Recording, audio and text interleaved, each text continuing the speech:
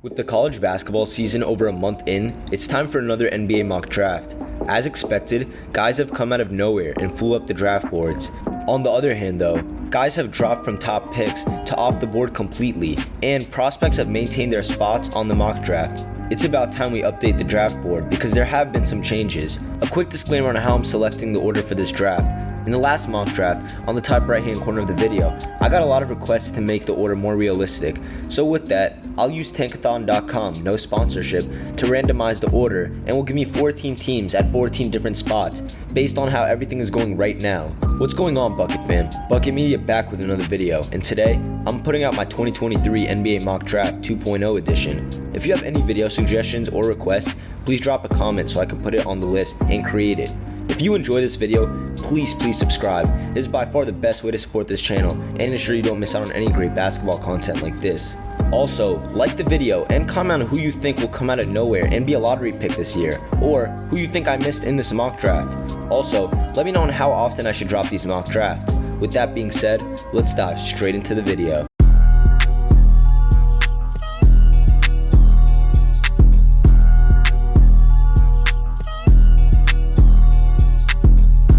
With the first pick in the 2023 NBA Draft, I have the Orlando Magic selecting Victor Wembanyama. As expected, Victor is still the number one pick, and it's looking like there's no way he'll drop out of that spot. He's continued to dominate with his Mets 92 team in France, averaging 23.6 points, 9.4 rebounds, and 2.8 blocks a game. But Wembanyama was placed in the real test while playing with the French national team. Not only did he not disappoint, but he absolutely dominated and stole the show, stuffing the stat sheet and contributing in every facet of the game. What really makes Victor so special though, and truly separates him from any prospect ever, and any quote-unquote 7-foot demigod, is that every game he plays, he's always adding something new to his game. There's always a new type of shot in his bag, a new skill added, or a facet of his game that is much improved, like this shot right here.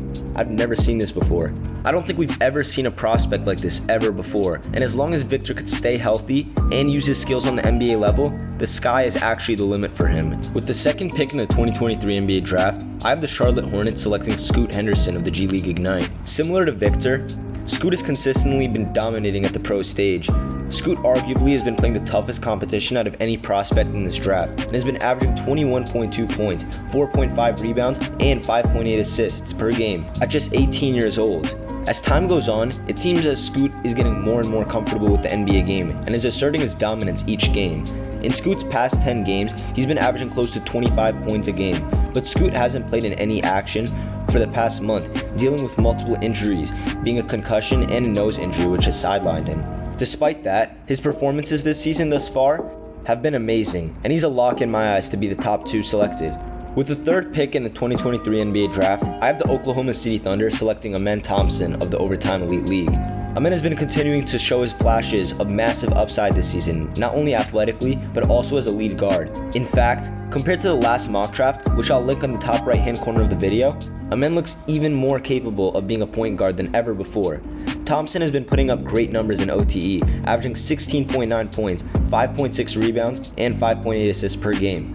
But although he has a lot of upside, I've developed a few concerns about him. He hasn't made much of a jump shooting wise, and is holding a current 3-point percentage of 15.8% for the season, which as most of you know is bad. And the fact he's shooting that in Overtime Elite makes me question how it will translate when he gets to the NBA. Also, I don't know how much of his transition game will easily translate to the NBA with bigger, stronger, and more athletic bigs down low. I also am a little disappointed that he hasn't been as dominant as I thought. I thought for this season, he should really take control of the game on a nightly basis. All that, and being that he's a year older than most of his draft peers, and will turn 20 next month, if I was an NBA team, I wouldn't be sold on selecting him with the third pick. And in this mock draft, he's not as much of a lock for me anymore to be selected in the top 3. But I'm giving him the benefit of the doubt, given that he has a lot of tools that not many players in this class have. With the fourth pick in the 2023 NBA Draft, I have the San Antonio Spurs selecting Nick Smith Jr. from the University of Arkansas. Maintaining his draft spot from my last mock draft, Smith Jr. has been playing great coming off an injury that sidelined him for the majority of the preseason and some of the beginning of the college season. Currently, Smith Jr. has been averaging 14.8 points, 2 rebounds, and 2.3 assists per game. And while you may be looking at these stats and think that top 4 picks should be producing more, not only has Nick missed months of play and is still not 100%, but he's on an absolutely loaded Arkansas Razorbacks team, with at least 4 other projected NBA draft picks in Anthony Black, Jordan Walsh, Ricky Council, and Trevon Brazile. Right now, besides getting healthy, Smith should look to key in on raising his shooting splits and being more aggressive to get more rebounds. Also, another big thing for Smith is being a little more creative.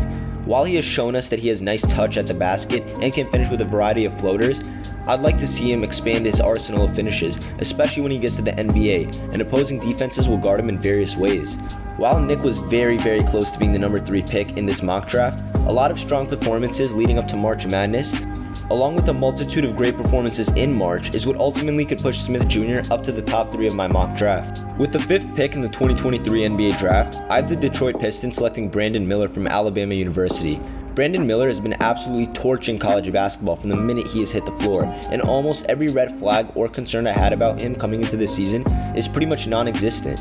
He's been a certified bucket and is scoring the ball in every way possible, putting up great stats for Bama, averaging 18.5 points, 8.4 rebounds, and 2 assists per game, while shooting an amazing 44% from 3.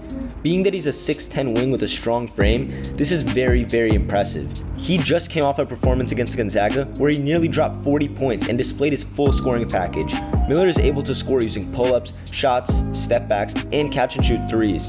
Miller also has great IQ, knowing when to go for putbacks and moving without the ball. Something that really surprised me is his defense though. Not only does he have an excellent defensive IQ, but he showed us that he's able to hold his own on the defensive end, despite him being seen as slower than most prospects. Considering that Miller has been playing in the best defensive conference in college basketball, the SEC, it makes his scoring ability look even more promising at the NBA level. Miller is a guy who not only fits the NBA game better than any college prospect, but he also has shown he can play in a team role. My one concern that Brandon still hasn't addressed is his dribbling ability. He still hasn't shown he can handle the ball, and with the way he plays, it will be necessary. But nevertheless, his skill set alone right now makes me confident that there's no way in the world he isn't a top 10 pick, barring an injury. Picks 3 through 6 were very close in my eyes, and could have been a toss-up whichever way you wanted to go. And Miller was a guy I deeply considered putting in the top 3. With the 6th pick in the 2023 NBA draft, I have the Houston Rockets selecting Anthony Black from the University of Arkansas. Like I mentioned earlier, Arkansas's team is loaded with NBA talent, and Black is a part of that group. Similar to Brandon Miller coming into the college basketball season, I had a lot of concern with how Black's game would translate to the collegiate level, but he clearly set all that to the side and is balling out. Currently, Black is averaging 12.6 points, 5.3 rebounds, and 3.7 assists per game. Being a 6'7 point guard, Black has shown the ability to handle the ball in tight spaces, as well as operate off the pick and roll and make the correct reads. Although Black hasn't consistently been dominating the collegiate level, he absolutely balled out in the Maui Invitational about a month ago and showed everything I needed to see. Black also has been pretty surprising on the defensive end, showing that he's in fact capable of taking on the tougher perimeter matchups. The number one thing that I did not expect from Black though was his explosiveness at the rim. Although we only see it from time to time, his aggressiveness when hammering home dunks and lobs is amazing. Despite that, I'd like to see Black look to create offense a little more for himself and look to score the ball consistently. Black lacks that alpha mentality on the court and needs to be more aggressive scoring the ball consistently. But despite that, is still going to be a great NBA player, and I feel like players of his prototype just translate better in the 3-letter league. Like I mentioned before, I was back and forth on these last few prospects, but if Black becomes more dominant in his lone college basketball season, don't be surprised to see him as a potential top 3 pick in next mock draft. With the 7th pick in the 2023 NBA draft, I have the Washington Wizards selecting Cam Whitmore from Villanova University. Although Cam has been pretty rusty coming off a thumb injury that sidelined him for the beginning of the season, he's shown all those same flashes we saw this past summer from him. Cam is one of the most athletic players in all of college basketball and has a rare mix of strength and jumping ability, almost like Zion Williamson.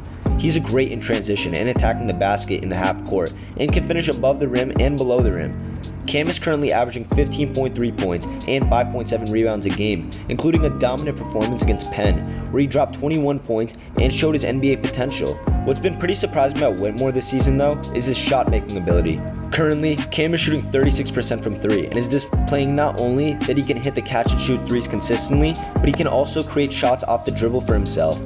If he can just keep up his performance and display a little more perimeter game, don't expect Whitmore to drop in any more of my mock drafts. With the 8th pick in the 2023 NBA draft, I have the Orlando Magic via the Chicago Bulls selecting Ausar Thompson. Being the twin brother of Amen Thompson, they have many similarities. but they also have many differences. Currently, Ausar is averaging 18.3 points, 7.9 rebounds, and 4.9 assists per game. Ausar is pretty much putting up better stats all around than his twin brother, and has nearly identical athletic traits as his brother. So you might be asking, why is he much lower in the mock draft? That's because of his skill set. Both brothers have a different type of playing style. While Amen is a better ball handler and playmaker, Ausar is a better shooter, which really separates him. But similar to what I said about Amen, the stats are cool, the highlights are cool, but do the Thompson twins' game translate to the NBA next level? Because we've never seen someone from overtime elite go straight to the NBA. And the competition they're playing against certainly can't compare to college basketball, G League, or overseas. I need to see more from Ausar ball handling wise to put him higher on the next mock draft. But despite these concerns, what the Thompson twins bring to the table tools wise and athleticism wise is unlike anybody else in this draft, and because of that, I will keep both of them in my top 10. With the 9th pick in the 2023 NBA draft, I have the New Orleans Pelicans via the Los Angeles Lakers selecting G.G. Jackson from South Carolina University. Jackson just turned 18 on the day I'm making this video, December 17th, and is the youngest player eligible for this upcoming draft. But his age isn't the only thing putting him in that top 10 pedestal. Jackson has been dominating for the Gamecocks, averaging 17.4 points and 6.8 rebounds while putting up great shooting splits. Jackson's been the focal point of the South Carolina's offense and has continued to perform while taking on that lead role, only being 17 while playing thus far. What GG brings to the table is athleticism, versatility, and scoring. The level of scoring he brought is very surprising for me, given that I thought he was more of a raw prospect, but seems to be more polished than given credit for. He can rise up for lobs effortlessly while holding up his own against bigger guys, but he's also been able to shoot the ball from 3 and mid-range very well, and showed that he could play both on the perimeter and down low on defense. The biggest weakness for Jackson though is his IQ and decision making. As expected, given that he just turned 18, Jackson still has a lot to learn and doesn't have much experience under his belt, but as the college season progresses and once he gets to the NBA, all of that will be polished and he'll be ready to go. With the 10th pick in the 2023 NBA draft, I have the Toronto Raptors selecting Cason Wallace from the University of Kentucky. Cason is a guy that wasn't featured in my last mock draft, but was the first guy outside of my lottery to get selected. He's been playing great for Kentucky this season and is looking like he's next up with a long line of great Kentucky guards in the NBA. Wallace is the definition of a winning basketball player. He's the best defensive guard in the whole draft and makes winning plays, diving for loose balls, taking charges, and absolutely locking up on defense. Wallace has great NBA size, standing at 6'4", 193 pounds, and has an ability to handle the ball very well and be a lead guard. Wallace is currently averaging 10.7 points, 4.2 rebounds, and 4.3 assists per game. While these numbers may not be amazing, don't let them fool you. Cason isn't a player who will stuff the stat sheet every night, but he will lock up the other team's best player, bring energy, and make the correct basketball play every time down the court on both ends. As we can tell, the main knock on Cason is his scoring ability.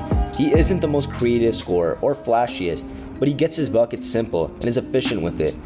Becoming more of a scoring threat is what can take his game to the next level, and as long as he stays consistent, there won't be another mock draft on this channel he isn't featured in. With the 11th pick in the 2023 NBA draft, I have the Golden State Warriors selecting Grady Dick from Kansas University. Grady's another player like Cason, who wasn't mentioned in my previous mock draft, but was right outside the lottery. He's been playing exceptionally well and arguably is the best shooter in all of college basketball, and being that he's a freshman is great. One could also argue that he's the most ready to make an instant NBA impact from day one. Currently, Grady's averaging 15.4 points and 4.4 rebounds while shooting 47% from 3 with a high usage.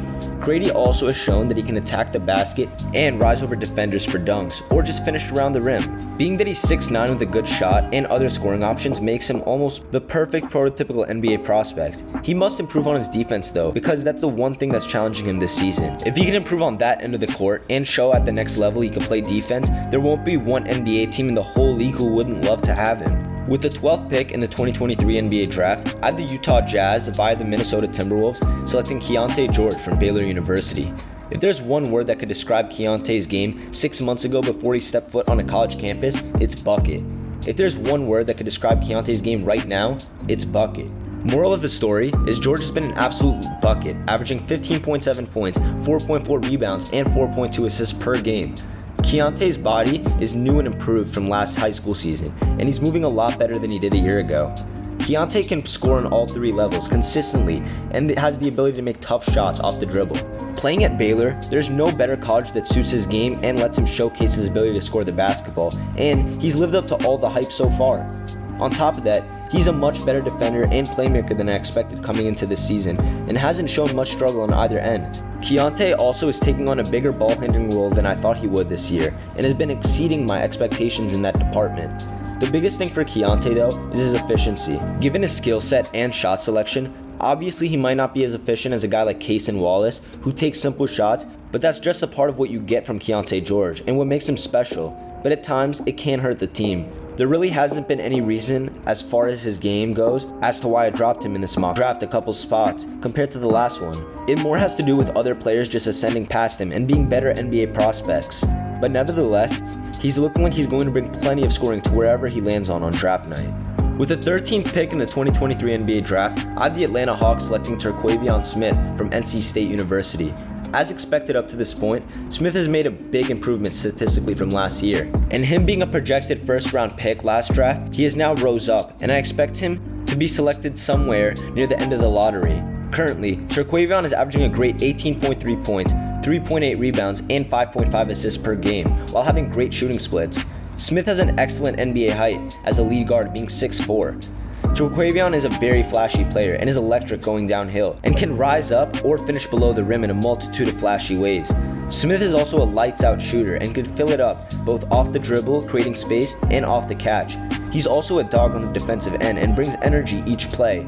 Terquavion is also a great passer in the half-court, transition, and coming off the pick and roll, and is arguably the most creative player in all of the draft. But unfortunately, one thing that comes with players of Smith's play type is turnovers. Both last year and this year, Smith has had a problem with keeping the ball under control, but this year hasn't been any better. He's currently averaging 3 turnovers a game, which isn't good at all. One reason why I did drop him a little from the last mock draft was his issues with not improving on his assist to turnover ratios. But despite that, Terquavion's game is perfect for the NBA, and he will thrive on a team that lets him get loose and play his game. Based on his production last year and this year, I can't see him dropping any lower than the top 20. Finally, with the 14th pick in the 2023 NBA draft, I have the New York Knicks via the Dallas Mavericks selecting Dariq Whitehead from Duke University. Coincidentally, the 2 Duke prospects highest on my board last mock draft are my biggest draft droppers. Dariq's injury definitely held him back, as I expected him to come in and dominate ACC play with Duke, but he hasn't done that thus far. Currently, Dariq is averaging 6.7 points and 2.3 rebounds a game, off of below average shooting splits. Coming to Duke, players are expected to buy into the team and sacrifice their stats a little, but Dariq was seen as a focal point of Duke's offense this year and has been disappointing up to date. Not only that, but he's not putting up the points and rebounds you like to see from a former top 3 prospect, and his shooting efficiency has been off. Despite this, I'm still a believer in Dariq Whitehead and his massive upside. If it was any player with a lower ceiling, I would have taken them off this mock draft completely. But I don't think Whitehead will end up being selected at the end of the lottery come June. He's shown flashes of his usual self, attacking the basket and creating for himself, plus teammates. I also like the fact that Whitehead is one of the youngest players in the draft and is going to have a lot of time to develop his game, and is going to be much better when he gets to the NBA. In 2 to 4 months from now, barring any other injuries, I see Dariq as a much more healthy, athletic, and dominant player. And with a few good performances in March and a good draft combine, I'd like to think that Dariq can regain his top 5 traction once again. Before going any further, some honorable mentions that were in consideration were Chris Murray, Maxwell Lewis, Jarris Walker, Terrence Shannon, Ricky Council, and Khalil Ware. Obviously, as we know, things change. Guys will drop, guys will rise, and guys will maintain their spots. Things are unprecedented, and the next mock draft I'll drop in mid-January, I'm sure things will look much different, and a couple players will come out of nowhere and shock us all. I predict that Maxwell Lewis from Pepperdine might be that player. Thank you guys so much for watching. If you made it to the end and you enjoyed this video, please subscribe. It is by far the best way to support me and help this channel grow. And I appreciate you so much if you're a returning or new subscriber. Stay tuned because we have some big stuff coming soon. If you haven't already, make sure you join the Discord link in the description. Like the video and comment on any video suggestions for the future or anything I could have done better. Also, comment on who you guys think should be selected at which spot and also who I missed in the mock draft. Let's get a great basketball conversation started. I'll see you guys on the next video and have a blessed day. Peace.